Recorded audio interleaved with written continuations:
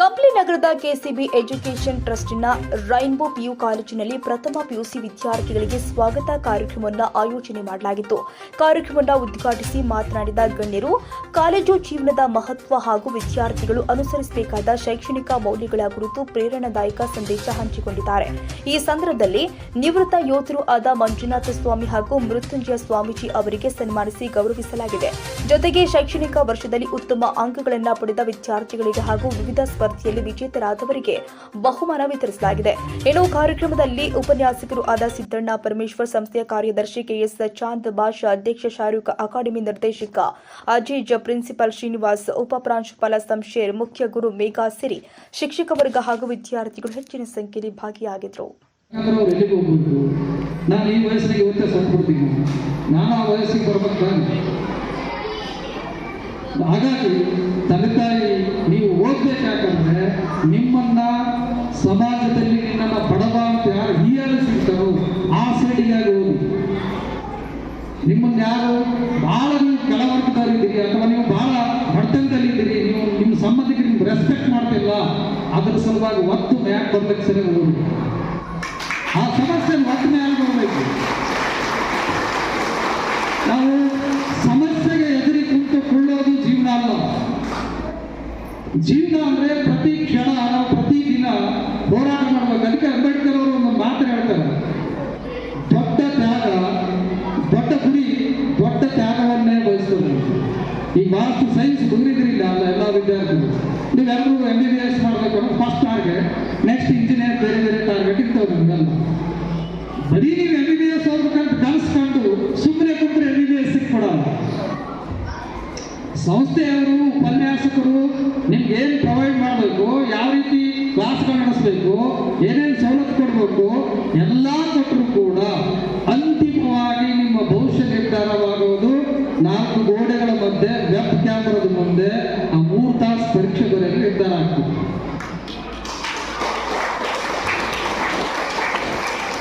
ಹೌದಾ? ಹಾಗಾಗಿ ನಿಮ್ಮ ಗುರಿ MBBS ನೋಡುದು. ಅದಕ್ಕೆ ಅಂಬೇಡ್ಕರ್ ತ್ಯಾಗ ನೋಡಬೇಕಲ್ಲ. ತ್ಯಾಗ ಏನು ಮಾಡ್ಬೇಕು ನೀವು? ಅತಿ ಹೆಚ್ಚು ಮೊಬೈಲ್ ನೋಡೋದು ಬಿಡಬೇಕು, ಹೆಚ್ಚು ಹೆಚ್ಚು ಪುಸ್ತಕ ಓದಬೇಕು. ನಾವೆಷ್ಟು ಪುಸ್ತಕಗಳನ್ನು ಓದ್ತೀವಿ ಅಷ್ಟು ನಮಗೆ ಪರೀಕ್ಷೆಯಲ್ಲಿ ಸುಲಭವಾಗಿ ಬರಲಿಕ್ಕೆ ಸಾಧ್ಯ ಆಗ್ತದೆ. ನಮ್ಮ ದೇಶಕ್ಕೆ ಅವರ ಪ್ರಾಣವನ್ನೇ ಉಳಿವಾಗಿಟ್ಟು ಇಲ್ಲಿ ಬಂದಿರುವಂಥ ಮಂಜುನಾಥ ಸ್ವಾಮಿಯವರೇ, ಅದೇ ರೀತಿ ಇನ್ನೊಬ್ಬ ನಮ್ಮ ಭಾರತದ ಮಾಜಿ ಸೈನಿಕರಾದಂಥ ಮೃತ್ಯುಂಜಯ ಸ್ವಾಮಿಯವರೇ, ಅದೇ ರೀತಿ ನಮ್ಮ ಕಂಪ್ಲಿಯ ಶಾಲೆಯ ಕಾಲೇಜಿನ ಎಲ್ಲ ಕಾಲೇಜಿನ ಶಿಕ್ಷಕರ ಅಧ್ಯಕ್ಷರಾದಂಥ ಈ ಕಾಲೇಜಿನ ಎಲ್ಲರಿಗೆ ನಮ್ಮ ದೇಶ ಬಗ್ಗೆ ಮತ್ತು ಮಕ್ಕಳು ನೀವು ಯಾವ ರೀತಿ ನೀವು ಇರಬೇಕು, ಯಾವ ರೀತಿ ನೀವು ವಿದ್ಯಾಭ್ಯಾಸ ಮಾಡಬೇಕು, ಯಾವ ರೀತಿ ನೀವು ಈ ಸಮಾಜದಲ್ಲಿ ನಡಬೇಕು ಅಂತೇಳಿ ಎಲ್ಲ ರೀತಿಯಿಂದ ಬಹಳ ಬಹಳ ಚೆನ್ನಾಗಿ ಹೇಳಿದಂಥ ನಮ್ಮ ಸಿದ್ಧಾರ್ಥರಿಗೆ ನಾನು ಅಭಿನಂದನೆ ಸಲ್ಲಿಸ್ತಾ ಅದೇ ರೀತಿ ನಾನು ಅವರಿಗೆ ಧನ್ಯವಾದಗಳನ್ನು ಹೇಳ್ತಿದ್ದೀನಿ. ನಮ್ಮ ಕಾಲೇಜು ಸ್ಥಾಪನೆ ಆಗಿ 2 ವರ್ಷ ಆಯಿತು, ಆದರೂ ನಮಗೆ ಈ ರೀತಿ ಸವಿಸ್ತಾರವಾಗಿ ಮಕ್ಕಳಿಗೆ ಭಾಷಣ ಮಾಡಿದಂಥ ವ್ಯಕ್ತಿಗಳು ಯಾರಿಲ್ಲ. ತಮಗೆ ನಾನು ಧನ್ಯವಾದಗಳನ್ನು ತಿಳಿಸಕ್ಕೆ ಇಷ್ಟಪಡ್ತೀನಿ ಸರ್. ಅದೇ ರೀತಿ ನಮ್ಮ ಕಾಲೇಜಿನ ರೈನ್ಬೋ ಪಿಯು ಸಂಸ್ಥೆಯ ಅಧ್ಯಕ್ಷರಾದಂಥ KS ಶಾರೂಕ್ ಅವರೇ, ಈ ಕಾಲೇಜಿನ ಅಕಾಡೆಮಿಕ್ ಡೈರೆಕ್ಟರ್ ಆದಂಥ ನನ್ನ ಹಳೆಯ ನಾಯಕರಾದಂಥ ಅಜೀಜ್ ಅವರೇ ಮತ್ತು ಈ ಕಾಲೇಜಿನ ಪ್ರಾಂಶುಪಾಲರಾದಂಥ ಶ್ರೀನಿವಾಸ ಅವರೇ, ನೀವೆಲ್ಲರಿಗೂ ವಂದಿಸುತ್ತಾ ನನ್ನ ನನ್ನ ಮುದ್ದಿನ ಮಕ್ಕಳ ಸಲುವಾಗಿ ನಾನು ಮಾತಾಡಕ್ಕೆ ಇಷ್ಟಪಡ್ತೀನಿ. ದಯವಿಟ್ಟು ಸಾರ್ ಹೇಳಿದ ಇಷ್ಟತ್ತು ಸಿದ್ಧಾರ್ಥ ಸಾರ್ ಅವರು ನಾನು ಏನೇನು ಮಾತಾಡಬೇಕಂತ ಸ್ವಲ್ಪ ಅರ್ಥ ಬಂದಿದೆ, ಅದೆಲ್ಲ ಸಾರ್ ಹೇಳಿದ್ರ ನನಗೆ ಮಾತಾಡಕ್ಕೆ ಏನು ಉಳಿಸಿದ ಸಾರು. ಆದರೂ ಕೂಡ ನಾನು ಈಗ ಒಂದೆರಡು ಮಾತಾಡಕ್ಕೆ ಇಷ್ಟಪಡ್ತೀನಿ. ದಯವಿಟ್ಟು ನೀವು ಯಾವುದೇ ಕಾರ್ಯಕ್ರಮಕ್ಕೆ ಹೋಗ್ರಿ, ನೀವು ಎಲ್ಲೇ ಹೋಗ್ರಿ, ಆ ಕಾರ್ಯಕ್ರಮಕ್ಕೆ ನಾವು ಎದಕ್ಕೆ ಹೋಗಿವಿ, ಯಾವ ದಿವಸಕ್ಕೆ ಹೋಗಿವಿ ಅನ್ನೋದು ಫಸ್ಟ್ ನಿಮಗೆ ಅದು ಪ್ರಜ್ಞೆ ಇರಬೇಕು. ಮತ್ತು ನಿಮಗೆ ಅಲ್ಲಿ ಡಿಸಿಪ್ಲಿನ್ ಮೇಂಟೈನ್ ಮಾಡಬೇಕು. ಫಸ್ಟ್ ನೀವು ಯಾವುದೇ ಕಾಲೇಜಿಗೆ ಹೋಗಿ, ಯಾವುದೇ ಸಮಾರಂಭಗಳಿಗೆ ಹೋಗಿ, ಫಸ್ಟ್ ನೀವು ಅಲ್ಲಿ ಡಿಸಿಪ್ಲಿನ್ ಮೇಂಟೈನ್ ಮಾಡಿದರೆ ನೀವು ಮುಂದಿನ ಮುಂದಿನ ದಿನದಲ್ಲಿ ಏನಾದರೂ ಸಾಧನೆ ಮಾಡಕ್ಕೆ ಸಾಧ್ಯತೆ ಇಷ್ಟಪಡ್ತೀನಿ.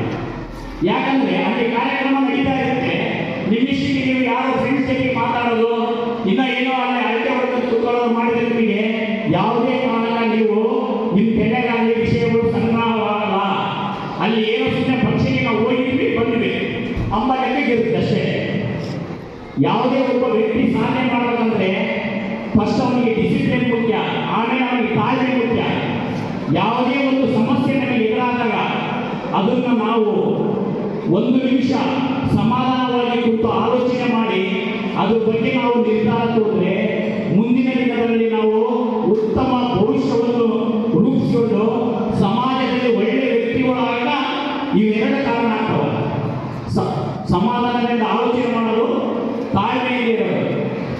ದಯವಿಟ್ಟು ಯಾರಾಗಿ ಎಲ್ಲ ವಿದ್ಯಾರ್ಥಿಗಳು ಹೇಳೋದಿಷ್ಟೇ, ನಿಮ್ಮ ತಂದೆ ತಾಯಿಗಳು, ನಮ್ಮ ತಂದೆ ತಾಯಿಗಳು ಎಲ್ಲರೂ ಕಷ್ಟಪಟ್ಟು ನಮ್ಮ ಮಕ್ಕಳು ಸಮಾಜದಲ್ಲಿ ಒಳ್ಳೆಯ ವ್ಯಕ್ತಿ ಆಗಬೇಕು, ಒಳ್ಳೆಯ ಆದರ್ಶ ವ್ಯಕ್ತಿ ಆಗಬೇಕು, ಒಳ್ಳೆಯ ಒಬ್ಬ ಸರ್ಕಾರಿ ನೌಕರಾಗಬೇಕು ಅಂತೇಳಿ ಎಲ್ಲರೂ ಬಯಸಿರ್ತಾರೆ. ತಂದೆ ತಾಯಿಗಳು ಬಹಳಷ್ಟು ಕಷ್ಟಪಟ್ಟಿರ್ತಾರೆ. ಅವ್ರ ಕಷ್ಟಗಳನ್ನು ನಮಗೆ ಯಾರಿಗೂ ಗೊತ್ತಾಗಲ್ಲ. ನಮಗೇನಪ್ಪ ಗೊತ್ತಾಗೋದಂದ್ರೆ ಅವರು ನಮಗೆ ನಾವು ಕೇಳಿದ ಟೈಮಲ್ಲಿ ಎಲ್ಲ ಹಣ ಓದಿಸ್ತಾರೆ, ನಮಗೆ ಬಟ್ಟೆಗಳು ಕೊಡಿಸ್ತಾರೆ, ಸಮಾನ ಹಬ್ಬಕ್ಕೆ ಆ ಉದ್ಯೋಗಿಗೆ ನಮ್ಗೆ ಏನು ಬೇಕು ಎಲ್ಲರಲ್ಲಿ ಅವ್ರು ಕರೆಕ್ಟಾಗಿ ಒದಗಿಸಿದಾಗ ನಮಗೆ ಅವ್ರ ಕಷ್ಟನ ಯಾರು ಅರ್ಥ ಆಗಲ್ಲ. ಪ್ರತಿ ಒಬ್ಬ ವಿದ್ಯಾರ್ಥಿನೂ ಅರ್ಥ ಮಾಡಿಕೊಳ್ಳಬೇಕು, ನಮ್ಮ ತಂದೆ ತಾಯಿಗಳು ನಮ್ಮ ಸಲುವಾಗಿ ಎಷ್ಟು ಕಷ್ಟಪಡ್ತಾರೆ, ಅವರಿಗೆ ನಾವು ಏನಾದರೂ ಕೊಡುಗೆ ಕೊಡಬೇಕಪ್ಪ ಅಂದರೆ ನಾವು ಏನು ಮಾಡಬೇಕು, ನಾವು ಚೆನ್ನಾಗಿ ಓದಬೇಕು, ಈ ಸಮಾಜದಲ್ಲಿ ನಾವು ಒಳ್ಳೆಯ ನಾಗರಿಕರಾಗಿ ಬಾಳ್ಬೇಕಂದ್ರೆ ನಾವೆಲ್ಲ ಏನು ಮಾಡಬೇಕು ಎಂಬುದು ನಮಗೆ ಫಸ್ಟ್ ಅರಿವಿರಬೇಕು. ನಮಗೆ ಯಾರೋ ಫ್ರೆಂಡ್ಸ್ ಸಿಕ್ಕ ಅವ್ರು ಫಿಲ್ಮು ಕರ್ದ, ಎಲ್ಲ ಪಿಕ್ನಿಕ್ ಕರ್ದ, ಎಲ್ಲ ಟೂರ್ ಕರ್ದ ಅಂದರೆ ನಾವು ನಮ್ಮ ಪರಿಸ್ಥಿತಿ ಅನುಗುಣವಾಗಿ ನಾವು ಅಲ್ಲಿ ಕೆಲಸ ಮಾಡಬೇಕಾಗ್ತದೆ. ಸುಮ್ಮನೆ ಯಾರು ಕರೆದು ಏನಿಬೇಕಂದ್ರೆ ಓದಿ ತಂದೆ ತಾಯಿಗಳಿಗೆ ದುಡ್ಡಿನ ಮರೆ ಮಾಡಿ ಎಂಬುದು ದಯವಿಟ್ಟು ಯಾರು ಮಾಡಬೇಡಿ. ಒಳ್ಳೆ ಶಿಕ್ಷಣ ಸಿಗುತ್ತೆ ನಿಮಗೆ, ಒಳ್ಳೆ ಶಿಕ್ಷಣ ಕೊಡಲಿಕ್ಕೆ ಒಳ್ಳೆ ಲೆಕ್ಚರ್ಸ್ ಇರ್ತಾರೆ. ದಯವಿಟ್ಟು ತಾವೆಲ್ಲರೂ ಬಹಳ ಶಾಂತಿ ರೀತಿಯಿಂದ ಇರ್ರಿ, ಚೆನ್ನಾಗಿ ಓದ್ರಿ, ಒಳ್ಳೆ ಊಟ ಮಾಡ್ರಿ. ಮುಂದಿನ ದಿನದಲ್ಲಿ ನಿಮ್ಮ ಭವಿಷ್ಯ ಯಾವ ರೀತಿ ನಿರ್ಧರಿಸಬೇಕಂದ್ರೆ ನೀವೇ ಸೃಷ್ಟಿ ಮಾಡ್ತೀರಿ. ಬಗೆಯಲ್ಲಿ ಫ್ರೆಂಡ್ಸ್ ಇರ್ತಾರೆ, 4 ದಿನ ಇರ್ತಾರೆ ಫ್ರೆಂಡ್ಸು. ಈ ಜೀವನದಲ್ಲಿ ನಮಗೆ ಫ್ರೆಂಡ್ಸ್ ಕೂಡ ಬಹಳ ಅತ್ಯಂತ ನಾನು ಇಲ್ಲ ಅಂತ ಹೇಳಲ್ಲ, ಆದರೆ ಅದನ್ನು ನಾವು ಒಳ್ಳೆಯ ಉಪಯೋಗ ಮಾಡಬೇಕು ಹೊರತು ಕೆಟ್ಟದಕ್ಕೆ ಉಪಯೋಗ ಮಾಡಬಹುದು ಅಂತೇಳಿ ನಾನು ಈ ಸಂದರ್ಭದಲ್ಲಿ ಹೇಳಲು ಇಷ್ಟಪಡ್ತೀನಿ. ಯಾಕಂದರೆ ನಿಮಗೆ ಈಗ ಸಿಕ್ಕಂಥ ಸಮಯ ಮುಂದಿನ ವರ್ಷದಲ್ಲಿ ಸಿಗಲ್ಲ, ಮತ್ತೆ ಮುಂದಿನ ವರ್ಷದಲ್ಲಿ ಕೇಳಿದ್ರು ಸಿಗಲ್ಲ. ಚೆನ್ನಾಗಿ ಓದಿದ್ರು ನೀವು ಒಳ್ಳೆ ರಿಸಲ್ಟ್ ಪಾಸ್ ಆಗಿ ಮುಂದಿನ ಒಳ್ಳೆ ಕಾಲೇಜಿಗೆ ಹೋಗ್ತೀರಿ. ಅದೇ ನೀವು ಚೆನ್ನಾಗಿ ಓದಾದ್ರೆ ಏನಾಗುತ್ತೆ, ನಾನು ಅವ್ರ ಮಾತು ಕೇಳಿದೆ, ಇವ್ರ ಮಾತು ಕೇಳಿದೆ, ನಾನು ಅವ್ರ ಮಾತು ಕೇಳಬಾರ್ದಿತ್ತು, ನಾನು ಸುಮ್ಮನೆ ಫೇಲ್ ಆಗಿಬಿಟ್ಟೆ, ನನಗೆ ಅವಾಗ ಕಳೆದ ನಾನು ಹೋಗಿ ನನ್ನ ಟೈಮೆಲ್ಲ ವೇಸ್ಟ್ ಮಾಡಿಬಿಟ್ಟೆ, ನನಗೆಲ್ಲ ಶಿಕ್ಷಕರು ಹೇಳಿದ್ರು, ಎಲ್ಲ ಶ್ರೀನಿವಾಸ ಸರ್ ಹೇಳಿದ್ರು, ಅಜಿತ್ ಸರ್ ಹೇಳಿದ್ರು, ಎಲ್ಲ ಹೇಳ್ತಿದ್ರು, ನಾನು ಅವ್ರ ಮಾತು ಕೇಳಿಲ್ಲ ಅಂಬೋದು ಮುಂದಿನ ದಿನದಲ್ಲಿ ನಿಮಗೆ ಅನುಭವ ಆಗ್ತದೆ. ಅದು ನಿಮಗೆ ಅನುಭವ ಆಗಬೇಕಂತ ಅಂದರೆ ನೀವೆಲ್ಲರೂ ಒಳ್ಳೆ ಕ್ರಮಬದ್ಧ ಶಿಕ್ಷಣ ಸಿಗಬೇಕಂದ್ರೆ ನೀವೆಲ್ಲರೂ ಶಿಸ್ತಿಂದ ನೀವೆಲ್ಲರೂ ಓದಬೇಕಂತೇಳಿ ನಾನು ಇಷ್ಟು ಹೇಳ್ತಿದ್ದೀನಿ.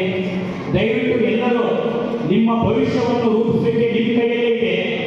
ನಮಗೇನು ಯಾರು ಓದೋರಿಗಿರೋದಿಲ್ಲ. ನಾನು SSLC ಫೇಲ್ ಆದಾಗ ನನಗೆ 20 ರೂಪಾಯಿ ಕೊಟ್ಟು ಎಕ್ಸಾಮ್ ಕಟ್ಟಕ್ಕೆ ಯಾರಿಗಿಲ್ಲ. ನನಗೆ 20 ರೂಪಾಯಿ ಕೊಟ್ಟಿದ್ರೆ ನಾನು ಪಾಸ್ ಆಗಿ ಮುಂದೆ ಎಷ್ಟೋ ಓದಿದ್ದೇನೆ ಗೊತ್ತಿಲ್ಲ. 20 ರೂಪಾಯಿ ಕೊಳ್ಳಾದ ಪರಿಸ್ಥಿತಿಯಲ್ಲೇ ನಾವಿದ್ದೀವಿ.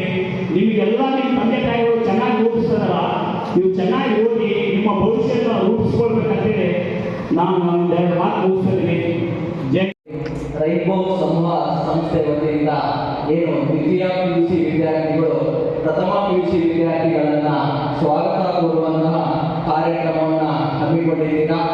ಈ ಕಾರ್ಯಕ್ರಮದ ವೇದಿಕೆಯನ್ನು ನೋಡಿದಾಗ ನಿಮಗೆ ಗೊತ್ತಾಗುತ್ತೆ, ಬಹಳ ಅತಿ ಸುಂದರವಾಗಿ ರೂಪಿಸಿರುವಂತಹ ದ್ವಿತೀಯ PUC ವಿದ್ಯಾರ್ಥಿಗಳಿಗೆ ನನ್ನ ಅನಂತ ಕೃತಜ್ಞತೆಗಳನ್ನು ತಿಳಿಸ್ತಾ ಇದ್ದೇನೆ. ಹಾಗೆ ಈ ವೇದಿಕೆ ಮೇಲೆ ಹಾಸನರಾಗಿರುವಂತಹ ರೈನ್ಬೋ ಸಮೂಹ ಸಂಸ್ಥೆಗಳ ಸಂಸ್ಥಾಪಕ ಕಾರ್ಯದರ್ಶಿಗಳಾಗಿರುವಂತಹ ಹಾಗೂ ಪುರಸಭೆ ಸದಸ್ಯರಾಗಿರುವಂತಹ ಚಾಂದ್ವಾಶ ಸರ್ ಅವರಿಗೆ ನನ್ನ ನಮಸ್ಕಾರಗಳನ್ನು ತಿಳಿಸುತ್ತಾ, ಹಾಗೆ ಇದೇ ವೇದಿಕೆಯಲ್ಲಿ ಹಾಸನರಾಗಿರುವಂತಹ ಎಲ್ಲ ಗಣ್ಯರಿಗೂ ಸಹ ನನ್ನ ನಮಸ್ಕಾರಗಳನ್ನು ತಿಳಿಸುತ್ತಾ ಏನು ಈ ಒಂದು ಕಾರ್ಯಕ್ರಮಕ್ಕೆ ಅದ್ದೂರಿಯಾಗಿ ಬಂದಿರುವಂತಹ ಹ್ಯಾಂಡ್ಸಮ್ ಬಾಯ್ಸ್ ಹಾಗೂ ಬ್ಯೂಟಿಫುಲ್ ಗರ್ಲ್ಸ್ಗೆ ನನ್ನ ನಮಸ್ಕಾರಗಳನ್ನು ತಿಳಿಸುತ್ತಿದ್ದೇನೆ. ಹಾಗೆ ನಿಮಗೆಲ್ಲರಿಗೂ ಗೊತ್ತಿರುವ ಹಾಗೆ ಕೇವಲ ಮನರಂಜನೆ ಮಾತ್ರ ನಮ್ಮ ಬದುಕಿನ ಆಗಿರಬಾರದು, ಅದರ ಜೊತೆಗೆ ಓದುವ ಅಭ್ಯಾಸಗಳನ್ನು ಕೂಡ ನಾವು ಕೈಗೊಳ್ಳಬೇಕು. ಹಾಗಾದರೆ ನಾನು ಈ ಸಂದರ್ಭದಲ್ಲಿ ಒಂದು ಘೋಷಣೆಯನ್ನು ಮಾಡುತ್ತಿದ್ದೇನೆ. ಏನು ಈಗ ಮುಂದಿನ ವರ್ಷ 2026ನೇ ಸಾಲಿನಲ್ಲಿ ವಾರ್ಷಿಕ ಪರೀಕ್ಷೆ ಬರ್ತಾ ಇದೆಯಲ್ವಾ, ಈ ಒಂದು ವಾರ್ಷಿಕ ಪರೀಕ್ಷೆಯಲ್ಲಿ ಯಾರು ದ್ವಿತೀಯ PUC-ನಲ್ಲಿ ಬಳ್ಳಾರಿ ಜಿಲ್ಲೆಗೆ ಅತಿ ಹೆಚ್ಚು ಅಂಕಗಳನ್ನು ಪಡೆಯುತ್ತಾರೋ ಅವರಿಗೆ ನನ್ನ ವೈಯಕ್ತಿಕ ಖಾತೆಯಿಂದ 10,000 ರೂಪಾಯಿಗಳನ್ನು ಕೊಡಲಿಕ್ಕೆ ಘೋಷಣೆ ಮಾಡ್ತಾ ಇದ್ದೇನೆ. ಹಾಗೆ ಇದನ್ನ ನೀವು ಪ್ರೇರಣೆಯಾಗಿ ತಗೊಂಡುಕೊಂಡು ಅಚ್ಚುಕಟ್ಟಾಗಿ ಸಮಗ್ರವಾಗಿ ಎಲ್ಲ ಉಪನ್ಯಾಸಗಳ ಹೆಲ್ಪನ್ನ ತಾಂಡು ಓದಬೇಕಂತೇಳಿ ಈ ಸಂದರ್ಭದಲ್ಲಿ ಹೇಳ್ತಾ ಇದ್ದೇನೆ. ಹಾಗೆ ನಿಮ್ಗೆಲ್ಲರಿಗೂ ಗೊತ್ತಿದೆ, ನಾವು ಲಾಸ್ಟ್ ಒಂದು ತಿಂಗಳ ಹಿಂದೆಯಿಂದ ಪ್ರತಿ ವಾರ ನಾವು ನೀಟ್ ಎಕ್ಸಾಮ್ ಕಂಡಕ್ಟ್ ಮಾಡ್ತಾ ಇದ್ದೇವೆ. ಪ್ರಥಮ PUC ವಿದ್ಯಾರ್ಥಿಗಳಿಗೆ ನಾವು ಮೊದಲನೇ ಬಾರಿಗೆ ನೀಟ್ ಎಕ್ಸಾಮ್ ಕಂಡಕ್ಟ್ ಮಾಡಿದಾಗ ಹಲವಾರು ಸವಾಲುಗಳಿದ್ದವು. ಮೊದಲನೇದಾಗಿ ಪೇಪರ್ನ ಸೆಟ್ ಮಾಡಬೇಕು, ಸಿಲೆಬಸ್ನ ಡಿಸೈನ್ ಮಾಡಬೇಕು, ಹಾಗೂ ಅದನ್ನು ಟೈಪ್ ಮಾಡಿಸ್ಬೇಕು, ಪ್ರಿಂಟಿಂಗ್ ಮಾಡಿಸ್ಬೇಕು, ಹಲವಾರು ಸವಾಲುಗಳಿದ್ದವು. ಅವೆಲ್ಲ ಸವಾಲುಗಳನ್ನ ಎದುರಿಸಿ ನಾವು ಎಕ್ಸಾಮ್ನ ಕಂಡಕ್ಟ್ ಮಾಡಿದ್ವಿ. ಆದರೂ ಕೂಡ 1 ಗಂಟೆಗಳ ಕಾಲ ಸಮಯ ಲೇಟ್ ಆಗಿದೆ. ಆದರೂ ಕೂಡ ನಿಮಗೆ ಹೆಚ್ಚಿನ ಸಮಯ ಕೊಟ್ಟು ಎಕ್ಸಾಮ್ ಬರೆದ್ರಿ. ಪ್ರಥಮ ಆಬ್ಜೆಕ್ಟಿವ್ ಟೆಸ್ಟ್ ನೀಟ್ ಎಕ್ಸಾಮಿನಲ್ಲಿ ವಿದ್ಯಾರ್ಥಿಗಳು 200+ ಮಾರ್ಕ್ಸ್ ತೆಗೆದರು. ನೆಕ್ಸ್ಟ್ ಮುಂದಿನ ವಾರ 300+ ಮಾರ್ಕ್ಸ್ ತೆಗೆದರು. ಹಾಗೆ ಮೊನ್ನೆ ನಡೆದಂತಹ 3ನೇ ಆಬ್ಜೆಕ್ಟಿವ್ ಟೆಸ್ಟ್ ನಲ್ಲಿ ವಿದ್ಯಾರ್ಥಿಗಳು 400 ಮಾರ್ಕ್ಸ್ ತೆಗೆದರು. ಅಂದ್ರೆ ವಿದ್ಯಾರ್ಥಿಗಳು ದಿನದಿಂದ ದಿನಕ್ಕೆ ಹೆಚ್ಚಿನ ವಾರದಿಂದ ವಾರಕ್ಕೆ ತಮ್ಮ ಪರೀಕ್ಷೆಗಳಲ್ಲಿ ಅತ್ಯುತ್ತಮವಾದಂತಹ ಅಂಕಗಳನ್ನ ಹೆಚ್ಚಿಸ್ತಾನೆ ಇದ್ದೀರಾ. ನಿಮಗೆ ಅತ್ಯುತ್ತಮವಾದ ಕೃತಜ್ಞತೆ ಹೇಳಕ್ ಬಯಸ್ತೇನೆ. ಇದೇ ರೀತಿ ಮುಂದಿನ ದಿನಗಳಲ್ಲಿ ನಮ್ಮ ವಿದ್ಯಾರ್ಥಿಗಳು ಕೇವಲ 400+ ಮಾರ್ಕ್ಸ್ಗಳಲ್ಲ, 500+, 600+ ಮಾರ್ಕ್ಸ್ ತೆಗೆಯುವಂತ ಕೆಪಾಸಿಟಿ ದಮ್ಮು ನಮ್ಮ ವಿದ್ಯಾರ್ಥಿಗಳಿದೆ ಅಂತ ಹೇಳಕ್ ಬಯಸ್ತೇನೆ. ಹಾಗೆ ವಿದ್ಯಾರ್ಥಿಗಳು ಇದೆಲ್ಲ ಆಗೋ ಕಾರಣ ಏನಪ್ಪ ಅಂದ್ರೆ ವಿದ್ಯಾರ್ಥಿಗಳಲ್ಲಿ ಇರುವಂತ ಕನ್ಸಿಸ್ಟೆನ್ಸಿ ಅಂದ್ರೆ ನಿರಂತರತೆ ದಿನನಿತ್ಯ ಕರೆಕ್ಟ್ ಆಗಿ ಕೊಟ್ಟಿರುವಂತಹ ಕೆಲಸಗಳನ್ನ ಕಾರ್ಯಗಳನ್ನ ಕರೆಕ್ಟ್ ಆಗಿ ಅಚ್ಚುಕಟ್ಟಾಗಿ ಓದಿದ್ರೆ ಯಾವ ಸಾಧನೆಯೂ ಕೂಡ ನಮಗೆ ಕಮ್ಮಿ ಆಗುತ್ತಿಲ್ಲ, ಸಾಧಿಸ್ತೀವಿ ಅನ್ನುವಂತ ಮಾತನ್ನ ಹೇಳ್ತೇನೆ. ವಿದ್ಯಾರ್ಥಿಗಳೇ, ಯಾವಾಗಲೂ ಕೂಡ ನಮ್ಮ ಮೇಲೆ ನಾವು ನಂಬಿಕೆ ಮತ್ತು ವಿಶ್ವಾಸವನ್ನ ಇಟ್ಕೋಬೇಕಾಗುತ್ತೆ. ಕಾರಣ ಈಗ ಸಚಿನ್ ತೆಂಡೂಲ್ಕರ್ ಆಗಿರ್ಬೋದು, ಒಂದು ಮ್ಯಾಚ್ ನಲ್ಲಿ 0 ಹೊಡೆದ ತಕ್ಷಣ ನಂಬಿಕೆಯನ್ನು ಕಳ್ಕೊಂಡ್ಬಿಟ್ರೆ ಇನ್ನೊಂದು ಮ್ಯಾಚ್ ನಲ್ಲಿ ಸೆಂಚುರಿ ಹೊಡೆಯಕ್ಕೆ ಸಾಧ್ಯನೇ ಆಗೋದಿಲ್ಲ. ಹಾಗಾಗಿ ಇವತ್ತು ಸಚಿನ್ ತೆಂಡೂಲ್ಕರ್ ಗಾಢ ಕ್ರಿಕೆಟ್ ಆಗಿರೋದು. ಅದೇ ವಿದ್ಯಾರ್ಥಿಗಳು ಒಂದು ತಿಳ್ಕೋಬೇಕು, ಯಾವತ್ತು ತಮ್ಮ ಮೇಲೆ ಇರುವಂತಹ ನಂಬಿಕೆಯನ್ನು ಯಾವತ್ತೂ ಕಳ್ಕೋಬಾರದು. ಎವ್ರಿ ಸ್ಟೂಡೆಂಟ್ ಬಿ ಯುನಿಕ್ ಅಂದ್ರೆ ಎಲ್ಲಾ ವಿದ್ಯಾರ್ಥಿಗಳು ಎಲ್ಲರೂ ಸೇಮ್ ಅಲ್ಲ, they have A different qualities. ಹಾಗಾಗಿ ನಿಮ್ಮಲ್ಲಿರುವಂತಹ ಏನಿದೆ ಆಕ್ಟಿವಿಟೀಸ್ ನ ಮನದಲ್ಲಿ ಅದ್ರ ಮೇಲೆ ಕಾನ್ಸಂಟ್ರೇಟ್ ಮಾಡಿ ನೀವು ಮುಂದಿನ ದಿನಗಳಲ್ಲಿ ಸಾಧನೆ ಮಾಡ್ತೀರಂತ ಈ ಸಂದರ್ಭದಲ್ಲಿ ಹೇಳ್ತೇನೆ.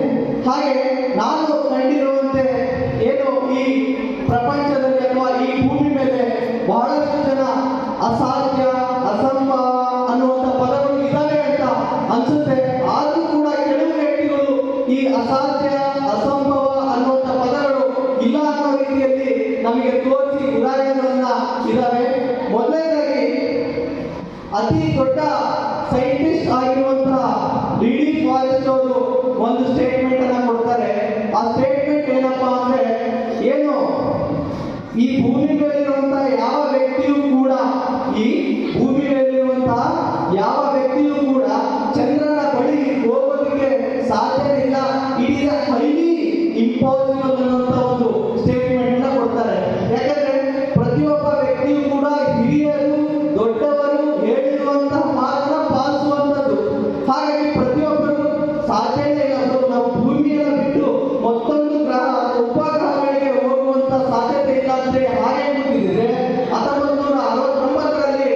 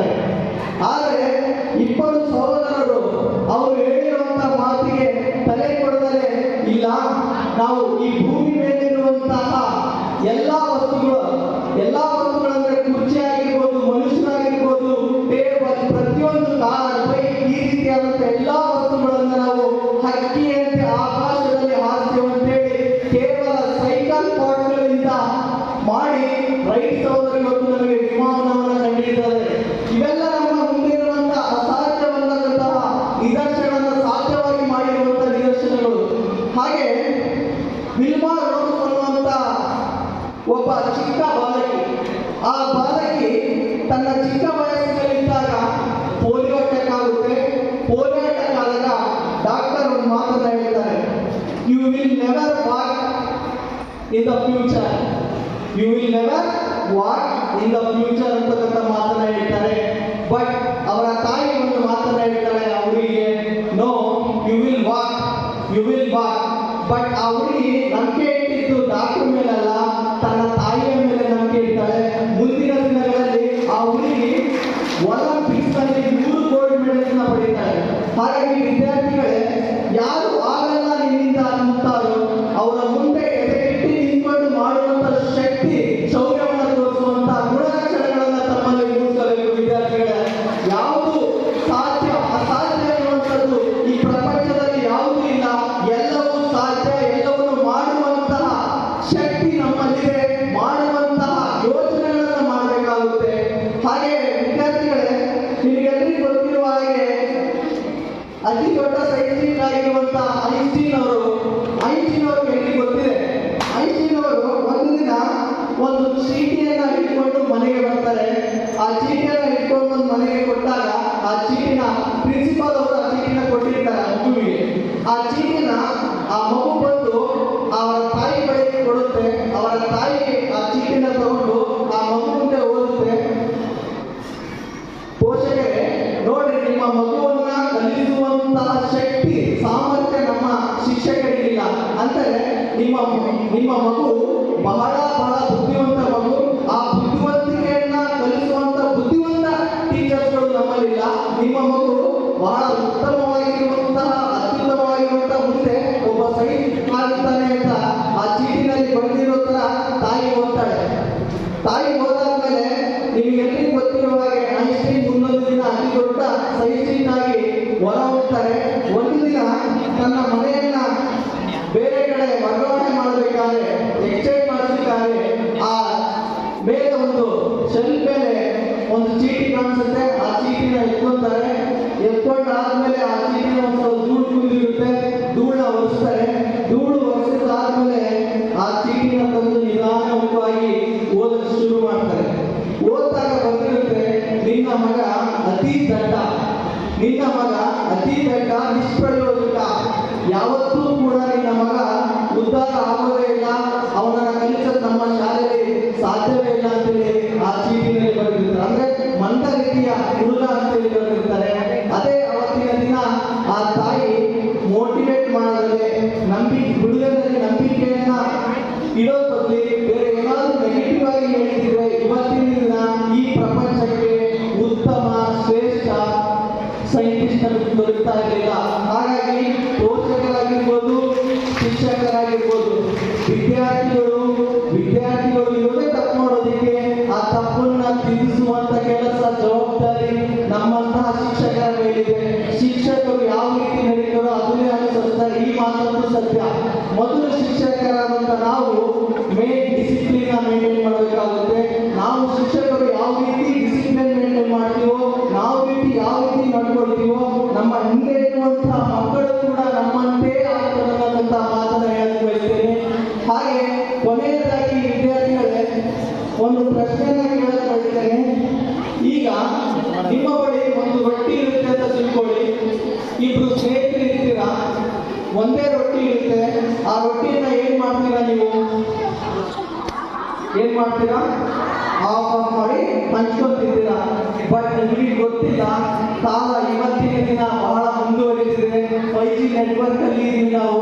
ಹಾಗಾಗಿ ವಿದ್ಯಾರ್ಥಿಗಳೇ, ನಾವು ಆಫ್ ರೊಟ್ಟಿನ ಹಂಚ್ಕೊಳ್ಳೋ ಬದಲಿ ಇನ್ನೊಂದು ರೊಟ್ಟಿನ ಸಂಪಾದನೆ ಮಾಡಿ ಹೊಟ್ಟೆ ತುಂಬಾ ತಿನ್ನುವಂತಹ ಲಕ್ಷಣಗಳನ್ನ ಬೆಳೆಸಬೇಕು. ಅರ್ಧ ಹೊಟ್ಟೆ ಇರುವಂತಹ ಕಾರ್ಯವನ್ನು ಮಾಡಬಾರ್ದು. ಮುಂದಿನ ದಿನಗಳಲ್ಲಿ ನಮ್ಮ ವಿದ್ಯಾರ್ಥಿಗಳು ಈ ಕಾಲೇಜಿಗೆ ಉತ್ತಮವಾಗಿರುವಂತಹ ಅರ್ಥವನ್ನು ಗಳಿಸ್ತಾರೆ. ಈ ಕಾಲೇಜಿನ ಹೆಸರನ್ನ ಮುಂದೆ ತರ್ತಾರಂತೇಳಿ ಹೇಳಕ್ಕೆ ಇಷ್ಟಪಡ್ತೀನಿ. ಹಾಗೆ ನಾನು ಒಂದು pen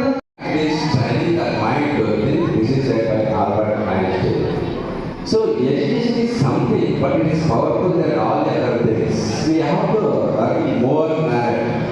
Means to get more knowledge, we have to show our self-reliance also. So whatever you achieve, suppose you will set your mind to reach your goal, the subject matter. ನಾವು ತಲೆಯೊಳಗೆ ಮೊದಲು ವಿಷಯವನ್ನು ತುಂಬಿಕೋಬೇಕು. So once you know Ranna father was hawker. Ranna's father was a hacker. Hacker means bangle seller. When he was going to sell his bangle, Ranna says that, Daddy, I will come along with you to sell the bangle. Then Ranna's father says to his son, ಕೊಂಡು ತಂದು ಒತ್ತು ಮಾಡಿ ಲಾಭ ಗಳಿಸಲು ವಿದ್ಯೆಯನ್ನು ಪಡೆಯ ಹಾಗೆ you go to school, learn something, you will achieve something in your life. This is my routine. We will earn money. I am giving money to you to live your life, to get education. ಅಂತ ಹೇಳಿದ್ದು ಇದು runners father. ಹಾಗೆಯೇ ಕೊಪ್ಪಳದ ಕವಿ ಸಿದ್ದೇಶ್ವರ ಸ್ವಾಮೀಜಿಯವರನ್ನು ಮಾತಾಡಿದ್ದಾರೆ. ಮನಸ್ಸಿಟ್ಟು ಕಲಿತ ಅಕ್ಷರ, ಕಷ್ಟಪಟ್ಟು ದುಡಿದು ತಿನ್ನುವ ಅನ್ನ, ಕಷ್ಟಪಟ್ಟು ಗಳಿಸಿದ ಸಂಪಾದನೆ, ಇಷ್ಟದಿಂದ ಮಾಡುವ ದೈವ ಭಕ್ತಿ ಯಾವತ್ತೂ ಯಾರನ್ನು ಎಂದೂ ಕೈಗೊಳ್ಳುವುದಿಲ್ಲ. ನಾವೇನು ಮಾಡಬೇಕಂದ್ರೆ ಕಲಿಬೇಕು. We have to do self-reflection. Don't learn from the course of our parents or teachers. ಯಾರೋ ಕರೆಕ್ಟಾಗಿ ಓದೋದಲ್ಲ. So interest you have to show. Self-interest you have to show about the education. Education is the strongest weapon in the world.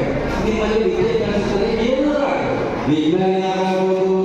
ಈ IAS officer first ವಿಷಯಗಳನ್ನ ತುಂಬಬೇಕಾದ್ರೆ ಒಳಗಡೆ ವಿಷಯವನ್ನು ತುಂಬಿದ್ರೆ ಯಾವುದಾದ್ರೂ ನಾವು ಬರೀ ನಮಗೆ ಏನಂದ್ರೆ IAS ಆಫೀಸರ್ ಆಗಿರಲಿ, KS ಆಫೀಸರ್ ಆಗಿರಲಿ, ಯಾರಾದರೂ ಫಸ್ಟು ಜನವರ ವಿಷಯವನ್ನು ತುಂಬಿಕೋಬೇಕು. ನಾವು ತುಂಬಿಕೊಂಡು ಮಾತ್ರ ನಾವೇನಾದ್ರೂ ಸಾಧನೆ ಮಾಡಬೇಕು. ಹೇಳ್ತೀವಿ ನಾನು ಡಾಕ್ಟರ್ ಆಗಬೇಕು, ಇಂಜಿನಿಯರ್ ಆಗಬೇಕು, IAS ಸುಮ್ಮನೆ ಬರಲಿ ಮೊದಲು ಕಲಿತೀವಿ. ಬದುಕಿನಲ್ಲಿ ಏನಾದರೂ ನಾವು ಸಾಧನೆ ಮಾಡ್ಬೋದು. ಏನೇನೋ ಇವಾಗ